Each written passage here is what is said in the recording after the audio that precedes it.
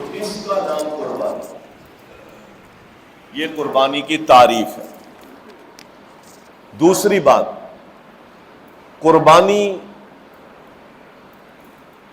جو مشروع ہے، شریعت سے ثابت ہے، اس کے بارے میں اللہ تعالیٰ کا حکم ہے فَصَلِّ لِرَبِّكَ وَانْحَرْ، آپ اللہ کے لیے نماز پڑھیں اور اللہ کے لیے قربانی کریں۔ اس کا یہ مطلب نہیں ہے کہ غیر اللہ کے لیے قربانی ہوتی ہے، اس کا مطلب یہ ہے کہ یہ عبادت ہے اور عبادت خاص ہے صرف اللہ کے لیے۔ نماز اللہ کے لیے پڑھے تو نماز اللہ کے لیے ہی پڑھتے ہیں، لیکن اس میں اشتراکیت نہیں ہے، قربانی میں بھی غیر کی شرکت نہیں ہے، ایک عبادت ہے اور اللہ کے لیے ہے۔ قربانی مشروع ہے شریعت میں، قل ان صلاتی و نسکی و محیایا، کہہ دو میری نماز و نسکی، نسک بھی قربانی کو کہتے ہیں، خون بہانے کو کہتے ہیں، یہ قربانی و محیایا میری زندگی و مماتی اور میری موت للہ، اللہ کے لیے۔ یہ بڑا اہم مسئلہ ہے، قربانی دوسرے نمبر پر لائیے اور نماز کو پہلے نمبر پر۔ نماز بدنی عبادت ہے اور عبادتوں میں سب سے اہمیت کی حامل چیز ہے، اس لیے اس کا ذکر پہلے کیا۔ نماز اور نماز کے جتنی لوازمات ہیں یہ سب عبادت ہے، اور یہ عبادت غیر اللہ کے لیے نہیں ہے۔ نماز میں قیام ہے تو قیام غیر اللہ کے لیے نہیں ہے، نماز میں سجدہ ہے تو سجدہ غیر اللہ کے لیے نہیں ہے، نماز میں رکوع ہے تو رکوع غیر اللہ کے لیے نہیں ہے، نماز میں تعظیم ہے تو تعظیم غیر اللہ کے لیے نہیں ہے، کیونکہ نماز میری اللہ کے لیے، اور تو نماز میں جتنے افعال ہیں یہ سب اللہ کے لیے ہے۔ تو جب یہ کوئی چیز عبادت بن جاتی ہے تو پھر وہ عبادت غیر کے لیے حلال نہیں ہوتی۔ نماز کے بعد، بدنی عبادت کے بعد اللہ تعالیٰ نے مالی عبادت کو بیان کیا، وہ ہے نسک۔ مالی عبادتیں بہت ہیں، کچھ فرضی ہیں اور کچھ نفلی ہیں، لیکن مالی عبادتوں میں افضل ترین عبادت خون بہانا ہے، تقرب الہی کے لیے خون بہانا، یہ بھی رب کے لیے ہے۔ تو نماز کو مقدم کیا۔ بعض اہل علم نے کہا کہ جو شخص نماز نہیں پڑھتا، اس شخص کی اگر قیامت کے دن نماز فاسد ہے، نماز نامہ اعمال میں نہیں ہے، تو باقی عمل اللہ تعالیٰ نہیں دیکھے گا۔ اس سے استدلال کر کے بعض اہل علم کہتے ہیں جو شخص نماز نہیں پڑھتا اس کی قربانی نہیں ہے، اور اس کی بہت ساری حکمتیں بھی سمجھ آتی ہیں۔ بھئی نماز پر ہمارا کوئی خرچہ نہیں ہوتا، ہم نہیں پڑھتے، کوئی خرچہ نہیں ہوتا، 10 منٹ نماز پر ٹائم لگتا ہے بس۔ ایک شخص 10 منٹ اپنے رب کو نہیں دیتا، اور وہی شخص وہ 50 لاکھ کے جانور ذبح کر رہا ہے، تو دولت خرچ کر کے سنت کا احیاء کر رہا ہے، سنت کو زندہ کر رہا ہے دولت خرچ کر کے، تو بغیر خرچ کیے ہوئے ایک فرض ہے اس کو نہیں کرتا، تو اس کا معنی ہے کہ یہ جو قربانی ہے اس میں کوئی اور پھر سوچ داخل ہو گئی۔ اگر ثواب چاہیے تو ثواب تو فرض میں زیادہ ہے، اگر ثواب چاہیے تو ثواب تو بغیر خرچ کیے وہ بھی ملتا ہے نماز میں، لیکن ایک شخص نماز نہیں پڑھتا اور جا کر کیا کرتا ہے، لاکھوں کی قربانی کرتا ہے اور کہتا یہ کہ میں اجر چاہ رہا ہوں۔ اگر آپ کو اجر چاہیے تو وہ فرائض میں اس سے بھی زیادہ ہے۔ قربانی چھوڑنے والا، یاد رکھیں، اس کو نہ اسلام نے مشرک کہا، نہ اس کو اسلام نے منافق کہا، اسلام نے اس کی ملامت کی ہے، بس ہماری عیدگاہ میں نہیں آنا، تیرے پاس اتنا پیسہ اتنا دولت ہے، اور اس موقع پر جو اللہ تعالیٰ کا ایک حکم تھا تقرب الہی کے لیے، بڑا عظیم دن تھا، تو ایک بکری بھی نہیں کاٹ سکا، تو ملامت کی ہے کہ ہماری عیدگاہ میں نہیں آنا، اتنی سی بات ہے۔ اور جو نماز پڑھنے نہیں آتا، قربانی تو گھر کا ایک شخص کر لیتا ہے، آپ نے فرمایا سارے افراد کے لیے۔ صحابہ کہتے ہیں ایک قربانی ایک جانور کر لیتے تھے، ایک بکری کر لیتے تھے، صحابی کہتے ہیں ایک بکری کرتے تھے، بعد میں حالات ایسے آئے کہ گھر والے ہمیں ابھارتے تھے زیادہ کریں، تو ہم ایک ہی کر لیتے تھے. تو جو زیادہ نہیں کرتا تھا، ایک زمانہ آیا کہ لوگ اس کو کنجوس ہونے کے تانے دیتے تھے کہ یار اتنا بڑا سیٹ ہے اور ایک گائے کی ہے، ایک بکری کی ہے. تو ہم تو نبی صلی اللہ علیہ وسلم کے زمانے میں اس فریضے کو ادا کر لیتے تھے. کہنے کا مقصد یہ کہ یہ تو الگ بات ہے کہ ہمارے اخلاص پر آپ جتنے زیادہ جانور کاٹتے اتنا زیادہ اجر کے مستحق ہوتے ہیں اخلاص سے. لیکن اگر یہ نہ کریں تو کوئی عیب نہیں ہے، آپ نے ایک فریضہ ادا کیا تو عیب نہیں. لیکن اگر نماز نہ پڑھے، آپ نے فرمایا میرا دل کرتا ہے میں جاؤں ان کے گھروں کو آگ لگا دوں، ان کے گھروں کو آگ لگا دوں. اب ذرا اس کا موازنہ کریں، موازنہ کریں ہمارے معاشرے میں اس سنت کے احیاء کے لیے کس قدر بڑی باریکی کے ساتھ اس عمل کو شیطان باطل قرار دلوا رہا ہے. قربانی کر رہا ہے، نماز نہیں پڑھ رہا، قربانی کر رہا ہے، فریضہ چھوڑ رہا ہے. تو یہ ایک باریک ریاکاری ہے، باریک ریاکاری ہے جو ہمارے اندر گھس جاتی ہے. اور ایسی بہت ساری چیزیں جو ہمارے اندر موجود ہیں بڑی باریکی کے ساتھ، جو ہمارے عمل کو باطل قرار دے رہی ہیں اور ہمیں نہیں پتا ہوتا. اس کی بہت ساری مثالیں، ایک الگ موضوع ہے. باریک وہ عمل جس کی وجہ سے ہمارے عمل باطل ہوتے ہیں اور ہم یہ سمجھ رہے ہوتے ہیں کہ یہ عمل اللہ کے اب بہت سارا اجر دلائے گا، اور اس عمل کے ذریعے سے ہم دنیاوی چھوٹے چھوٹے مفاد لے رہے ہوتے ہیں، اور وہی مفاد ہی ہمارا حصہ ہوتا ہے، اللہ کا حصہ نہیں ہوتا. بہرحال اس کا موقع نہیں. لہذا قربانی کا عمل مشروع عمل ہے، شریعت میں ثابت ہے. اب قربانی فرض ہے، قربانی سنت ہے، قربانی مستحب عمل ہے یا قربانی واجب ہے. اس میں اہل علم کا، فقہا کا اختلاف ہے. اور صحیح بات میں آپ کو بتاؤں، ایک اصول یاد رکھیں، عمل شرعی کے لیے، بات کو سمجھیے گا، شرعی عمل کے لیے رسول اللہ صلی اللہ علیہ وسلم کا قول، رسول اللہ صلی اللہ علیہ وسلم کا فعل، رسول اللہ صلی اللہ علیہ وسلم کی رہنمائی کے موافقت جب تک نہیں ہوتی وہ فعل شرعی نہیں بنتا. کوئی بھی فعل، نیک عمل، جب تک نبی کے قول، فعل اور سنت کے ساتھ موافق نہیں ہوتا وہ عبادت یا وہ شرعی عمل نہیں بنتا کبھی بھی. قربانی ایک شرعی عمل ہے، قربانی ایک شرعی عمل ہے، اللہ کے نبی سے ثابت بھی ہے، آپ کے قول سے ثابت بھی ہے، آپ کی سنت سے ثابت بھی ہے. لہذا پہلے تو یہ سمجھے کہ قربانی ایک شرعی عمل ہے. جب شرعی عمل ہے تو ایک عبادت ہے، اور عبادت پر اللہ تعالیٰ اپنے بندے کو اجر دیتا ہے. اب یہ فرض ہے یا سنت ہے، اس کے لیے بھی ایک اصول یاد رکھیں. جب کوئی فعل شرعی ہو، ہم پوچھتے رہتے ہیں سارے مسئلے حل ہو جائیں گے. جب کوئی فعل شریعت سے ثابت ہو، قول سے، عمل سے، فعل سے، شریعت سے ثابت ہو، اللہ کے نبی کے فعل سے ثابت ہو، اللہ کے نبی کے قول سے ثابت ہو، آپ کی قوت سے ثابت ہو، تو ہر صاحب استطاعت اس عمل کا مکلف ہے.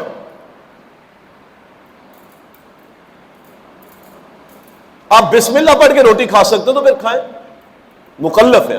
آپ کہیں گے فرض ہے، سنت ہے، پھر چھوڑ دیں. یاد رکھیے گا، آپ اگر سیدھے ہاتھ سے کھا سکتے تو اللہ کے نبی کا حکم ہے کھائیں، پھر آپ مکلف ہیں. کھا ہی نہیں سکتے، صاحب استطاعت نہیں ہے، تو پھر آپ مکلف نہیں ہیں، کسی بھی شریعت کے مکلف نہیں ہیں. آپ کھڑے ہو کے نماز پڑھیں گے، مکلف ہے، پابند ہے، کیونکہ شریعت سے ثابت. آپ نہیں ہے کر سکتے تو پھر آپ بیٹھ کے پڑھیں گے. اللہ کے نبی کا ہر فرمان، یاد رکھیے گا، اللہ کے نبی کا ہر فرمان، ہر قول، ہر فعل صاحب استطاعت پر یہ واجب ہے. اگر وہ استطاعت رکھتا ہے وہ اس کا مکلف ہے، اگر وہ نہیں کرتا وہ گناہگار. ہم پوچھتے ہیں کہ جی نہ کریں تو کیا ہوگا، اگر یہ کام نہ کریں تو کیا ہوگا، اگر آپ مکلف ہیں اور نہیں کرتے۔ او بھائی، ایک والد آپ کو ایک بات کرتا ہے، چھوٹی سی سمپل سی بات کرتا ہے، آپ اس سے ہم نہیں پوچھتے ابا یہ فرض ہے یا سنت ہے، ابا جی نے کہا ہے، باپ نے کہا ہے۔ اور یہ تو ساری امت کے روحانی باپ ہے محمد مصطفیٰ صلی اللہ علیہ وسلم، جن کے ایک ایک قول کو، فعل کو، سنت کو، فرمودات کو، اٹھنے کو، بیٹھنے کو، آپ کے کسی عمل کو دیکھ کر خاموش ہونے کو بھی اللہ تعالیٰ نے دین بنا دیا۔ لہذا یہ قربانی ہر صاحب استطاعت کے لیے واجب اور فرض۔ استطاعت نہیں، بات ختم ہو گئی۔ استطاعت کے لیے ہم بہانے ڈھونڈتے ہیں، ضرورت زندگی سے ہٹ کر میں ایک بکری کاٹ سکتا ہوں، اپنی ذات پر کچھ جبر کر کے بھی کاٹ سکتا ہوں، فرض ہے، ہر صاحب استطاعت پر فرض۔ رسول اللہ صلی اللہ علیہ وسلم نے ایک شخص کو دیکھا جس نے، صحیح بخاری میں آتا ہے، عید کی نماز سے پہلے قربانی کر دی۔ اب یہاں سے کئی مسئلے ثابت ہوگا۔ قربانی کرنے کی شرائط میں سے ایک شرط یہ ہے کہ قربانی آپ عید کی نماز کی ادائیگی کے بعد کریں، لیکن اس صحابی نے پہلے قربانی کر دی۔ نبی صلی اللہ علیہ وسلم نے فرمایا فَلْيَذْبَحْ شَاةً مَكَانَهَا، اس کی جگہ پر ایک اور بکری ذبح کر حکم دیا۔ یہ فرضیت کی دلیل ہے، ورنہ وہ کاٹ چکا تھا۔ اس سے یہ بھی پتہ چلا کہ سنت کے مطابق اگر آپ نے اس کی ادائیگی نہیں کی ہے تو پھر وہ اجر کا سبب نہیں ہے، وہ عمل، وہ مطلق خون بہایا ہے آپ نے، مطلق صدقہ کر دیں ثواب ملے گا، لیکن ایک مشروع قربانی کا نام اس کو نہیں دیا جائے گا۔ اس نے پہلے ذبح کر دیا، آپ نے کہا نہیں، فَلْيَذْبَحْ مَكَانَهَا شَاةً مَكَانَهَا، اس کے بدلے میں ایک اور قربانی کرے۔ یہ حکم دینا اس بات کی دلیل ہے کہ یہ قربانی لازم تھی، ورنہ آپ صلی اللہ علیہ وسلم اس سے قربانی کی اس فرضیت کو ہٹا دیتے، بھائی ٹھیک ہے نہیں کر سکتے نہ کرو، آپ نے کہا کر، اس بات کی دلیل۔ اسی طرح رسول اللہ صلی اللہ علیہ وسلم کی حدیث ہے ابن ماجہ میں، علامہ البانی نے بھی اسے صحیح قرار دیا کہ من کان لہ ساعہ، جس کے پاس قربانی کرنے کی طاقت ہے اور پھر اس کے باوجود وہ قربانی نہیں کرتا، فلا یقربن مصلانا، اس کو چاہیے کہ ہماری عیدگاہ میں نہ آئے، اس کے قریب بھی نہ آئے۔ یہ بھی اس بات کی دلیل ہے کہ قربانی ہر صاحب استطاعت پر، مکلف پر فرض ہے۔ قربانی میں حکمتیں بہت ساری ہیں۔ ایک تو سب سے بڑی حکمت یہ اللہ تعالیٰ کا تقرب، اخلاص سے نیت، تقرب حاصل ہو جائے اس کے لیے اخلاص سے نیت۔ نمبر دو، بہت بڑی حکمت ہے کہ ابراہیم علیہ السلام کی یہ سنت عظیمہ ہے، آپ نے اس کا احیاء کر دیا، بہت بڑی حکمت ہے۔ تیسری حکمت یہ ہے کہ آپ نے اللہ کا شکر ادا کیا، آپ کو اللہ تعالیٰ نے مال دیا، یہ مال اللہ کے راستے میں خرچ کرنا ایک عظیم شکر ہے، یہ بھی حکمت ہے تاکہ بندے اللہ تعالیٰ کا شکر گزار بندے بن جائیں۔ نمبر چار، اس قربانی کرنے میں بہت بڑی حکمت یہ بھی ہے کہ آپ اپنی اولاد پر، اہل و عیال پر کشادگی کر رہے ہیں، ان کو کھلا رہے ہیں، ان کو پلا رہے ہیں، آج اپنا دسترخواں آپ نے وسیع کر دیا۔ یہ بھی ایک بہت بڑی حکمت اسلام یہ چاہتا ہے کہ اولاد کو کھلائے پلائے، اہل و عیال پر کشادگی کرے۔ اس پر اللہ کے رسول صلی اللہ علیہ وسلم فرماتے وہ لقمہ جو آپ نے بیوی کے لیے پیش کیا ہے وہ بھی آپ کے لیے صدقہ ہے، لہذا یہ موقع ہے کہ اپنے اہل و عیال پر کشادگی۔ قربانی کی ایک حکمت یہ ہے کہ آپ قربانی کے گوشت سے اور قربانی کے کھالوں سے آپ عزیز، اقربا، غربا، مسکین کی دل جوئی کریں گے اور ان کی حوصلہ افزائی ہوگی، آپ اجر عظیم کے مستحق بنیں گے۔ یہ بھی قربانی کی ایک بہت بڑی حکمت ہے۔ ان حکمتوں کے تحت ہمیں قربانی کرنی چاہیے اخلاص کے ساتھ، اور یہ نیت محترم بھائیوں، اس کی صفائی اور اخلاص بہت ضروری ہے۔ ہمارے یہاں بعض دفعہ بیلنس ہوتا ہے، کچھ نیت یہ ہوتی ہے کہ چلے کام بن جائے گا، نام بن جائے گا، اور کچھ نیت یہ ہوتی ہے اللہ کا فریضہ کرنا تو ہے ہی، تو بہرحال علم نے کہا آدھا آدھا اجر ملے گا۔ जितनी नीयत उधर है वो कट जाएगा और जितनी नीयत अल्लाह की तरफ है वो मिल जाएगा। लिहाजा नीयत की तस्हीह करें, नीयत की तस्हीह ये बहुत जरूरी है। नीयत एक छोटे अमल को बड़ा बना देती है और नीयत ही एक बड़े अमल को छोटा बना देती है। लिहाजा नीयत की तस्हीह, इखलास, तकर्रुब, कुशादगी, मसाकीन और बेकस लोगों तक ये खैर का अमल पहुंचे, सुन्नत इब्राहिमी का एहया हो और दिल के अंदर एक जज्बा सच्चा पैदा हो कि अल्लाह ताला से अपने माल, अपने वक्त, अपनी औलाद, अल्लाह की दी हुई हर नेमत को कुर्बान करने से इंशाअल्लाह दरेग नहीं करूंगा जहां मुझे इनके एवज में अल्लाह की रजा मिल रही होगी। यह जज्बा अपने दिलों में उजागर कर। इब्राहिम अलैहिस्सलाम की जिंदगी से और इस्माइल की जिंदगी से, पूरी जिंदगी से हमें यह सबक भी मिलते हैं। इब्राहिम अलैहिस्सलाम ज़बा होने के लिए तैयार हो गए। वफ़दैनाहु बिज़िब्हिन अज़ीम, अल्लाह कहते हैं इसके बदले में हमने बड़ा अजीम ज़बिया दे दिया। इब्राहिम ने अल्लाह के हुक्म के सामने, यह बहुत बड़ी हिकमत है, अल्लाह के हुक्म के सामने किसी चीज को खातिर में नहीं लाया। कौम क्या कहेगी, बिरादरी क्या कहेगी, अब्बा के कहने पर, ख्वाब के आने पर तू ज़बा होने लगा है। तो बहुत सारे ऐसे उमूर होते हैं आज खैर के काम में रुकावट बनते हैं कि कौम क्या कहेगी, बिरादरी क्या कहेगी। जहां अल्लाह का हुक्म है, याद रखिए, जहां रसूलुल्लाह सल्लल्लाहु अलैहि वसल्लम का फरमान है, वहां पर यह नुक्ता नजर हराम है एक मोमिन के लिए कि वो कहे कि ये हो जाएगा इसलिए मैं आगे नहीं बढ़ रहा। इब्राहिम की जिंदगी ये सिखाती है, इब्राहिम और इस्माइल की जिंदगी ये सिखाती है कि मुश्किलात के, अल्लाह के हुक्म के मुश्किलात के जीने चढ़ोगे तो कदर व मंजिलत मिलेगी। ये मुश्किलात के दीन है, माल खर्च करना, जान खर्च करना, जंगल बयाबान में छोड़ जाना बीवी बच्चों को, शुक्र के नतीजों में अल्लाह ताला कौमों को उरूज भी देता है और नस्लों को अल्लाह ताला बका भी देता है। इब्राहिम ने आजमाइशों को पूरा किया तो अल्लाह ताला ने बका दी। किसी भी नबी के मिल्लत को अल्लाह ताला ने नहीं कहा फॉलो करो है मोहम्मद सल्लल्लाहु अलैहि वसल्लम, और मोहम्मद अलैहिस्सलाम से कहा इब्राहिम की मिल्लत को फॉलो करो। ये क्यों बका दी है, वो मुश्किलात सर की है इब्राहिम ने, रब जो कहता गया वो मानता गया, रब ने बका दी।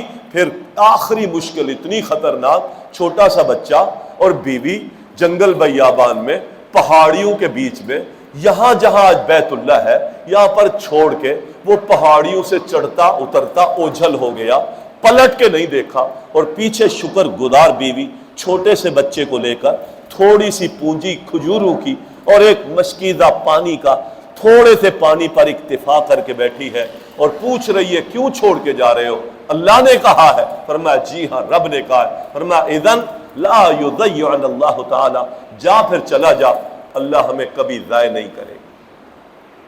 अल्लाह ताला पर जब तवक्कल करें, वसाइल असबाब ज़राए नजर ना भी आ रहे हो, ये इसका मैं मोहताज हूं, अल्लाह ताला मोहताज नहीं। कोई वसाइल नजर नहीं आ रहे थे, अल्लाह के कहने पे तो जा रहा है, मर जाएंगे, यहां धूप है, यहां बेईमान है, यहां तपश है, यहां गर्मी है, गर्मी की हिद्दत है, यहां तो परिंदे नजर नहीं आते हैं, यहां तो पानी नहीं है। फिर उसके बाद क्या होगा, वो तो गया फलस्तीन शाम का, क्या होगा फिर रब्बुल आलमीन ने उस मां के सब्र पर, उस मां के शुक्र पर रब्बुल आलमीन ने वहां चश्मे जारी किए और उसने कहा जम जम। पैगंबर ने फरमाया कि अगर ये मां ना कहती ना कि रुक जा तो ये चश्मा एक जारी नहर होता जो चलता रहता पता नहीं कहां तक का। ये सब्र के नतीजे। इससे यह भी पता चलता है कि आपकी जिंदगी के अंदर खैर और बरकतों के सबब पैदा करने वाले जिंदगी के बहुत सारे जरिए हैं, उनमें से एक साबिरा शाकिरा बीवी भी आपकी जिंदगी की तकदीर को और नसीब को तब्दील कर देती है।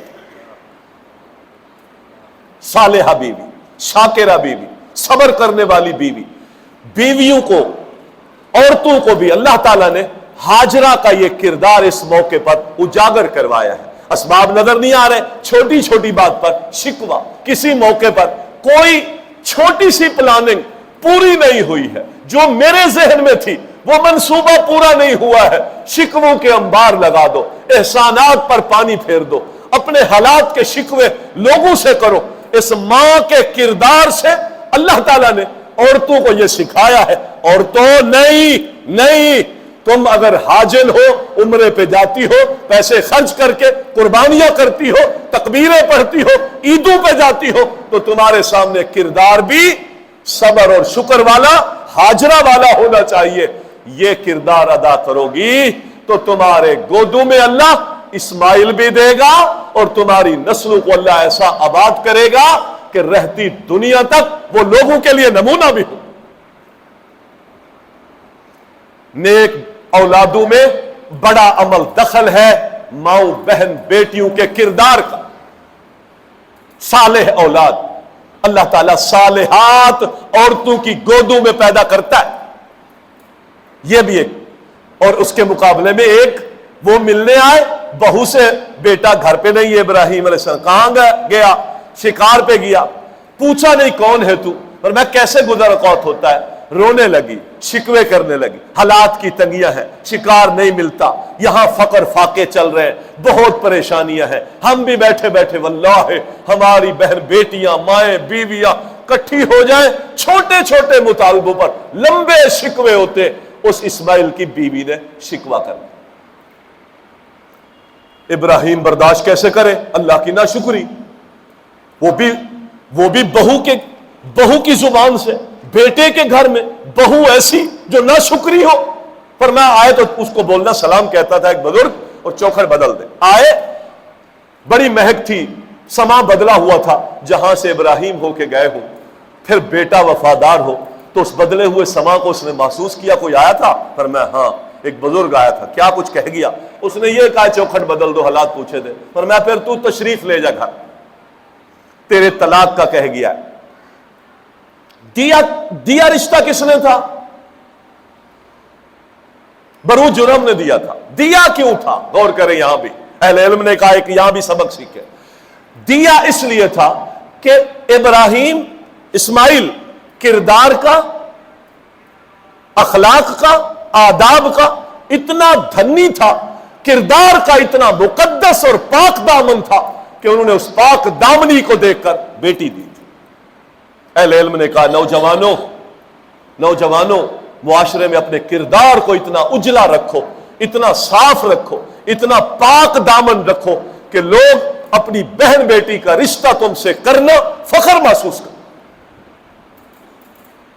تگنی کا ناچ نہ نچاؤ بہن بیٹی دینے والے کو۔ یہ بھی ایک اصول۔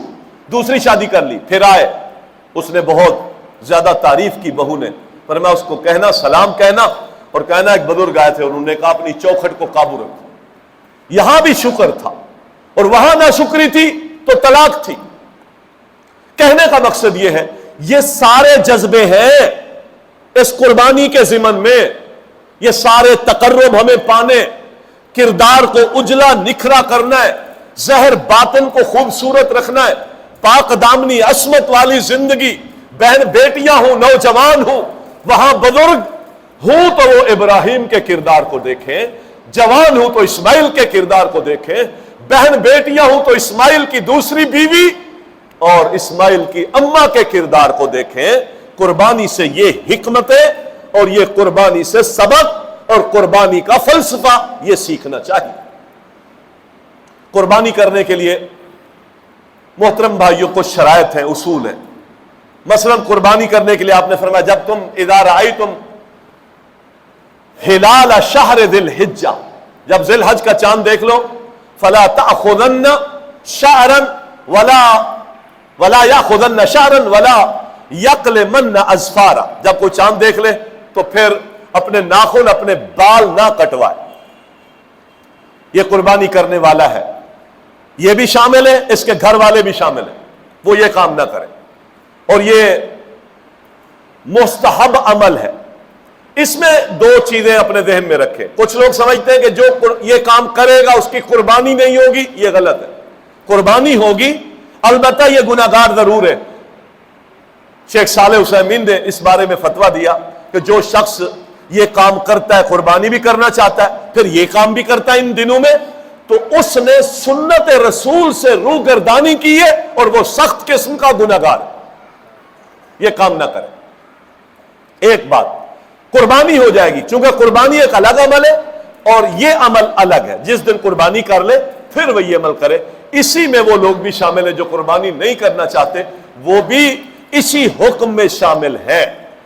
इसमें एक हिकमत यह भी अपने समझे कि ये पाबंदी जो इस्लाम ने लगाई है, इस पाबंदी का सबसे बड़ा जो नुक्ता है वो ये भी है कि जब इंसान एहराम बांध के हज की तरफ चला जाता है तो वहां भी ये पाबंदी है, हज के दौरान भी ये पाबंदी है। मैं एहराम बांध लिया, पाबंदी शुरू हो गई। तो वो पाबंदियां और कुर्बानी करने वाले की पाबंदियां, इनमें बड़ी मुताबिकत है। तो शरीयत ने कहा जब ये दोनों मुताबिक हो जाएंगे तो जो हज कर रहा है उसको हज के जरिए से अल्लाह ताला बहुत बड़ा तकर्रुब अता करेगा। उसी ज़िमन में अल्लाह ताला इस कुर्बानी करने को उसकी मुनासबत की वजह से भी अल्लाह अजीम तकर्रुब अता करे।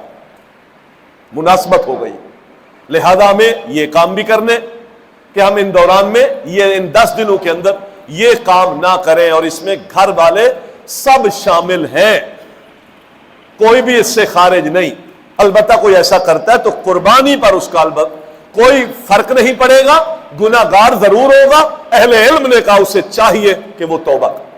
कुर्बानी का जानवर कैसा होना चाहिए उसकी भी शरायत है। लूला लंगड़ा ना हो, काना ना हो, भेंगा ना हो, कान चिरा हुआ ना हो, ऐसा लंगड़ा कि जिसका लंगड़ापन बड़ा वादे हो, दुम कटा ना हो। अगर पैदाइशी दुम है ही नहीं तो फिर तो कोई हर्ज नहीं, लेकिन दुम कटी हुई ना हो, पैदाइशी सींग है नहीं तो कोई हर्ज, और सींग कटा हुआ ना हो। ये सारी शरायत है इस जानवर के लिए। ला तज़बहू इल्ला मुसिन्ना, 2 दांत का जानवर ज़बा करें, ये शरायत है। हर जानवर नहीं, 2 दांत। 2 दांत से मुराद हर वो जानवर जो बहीमतुल अनाम में आता है। बहीमतुल अनाम में 4 किस्म के जानवर आते हैं, नर मादा।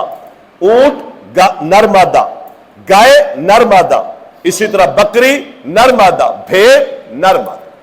इसके अलावा कोई जानवर नहीं बहीमतुल अनाम में शामिल नहीं।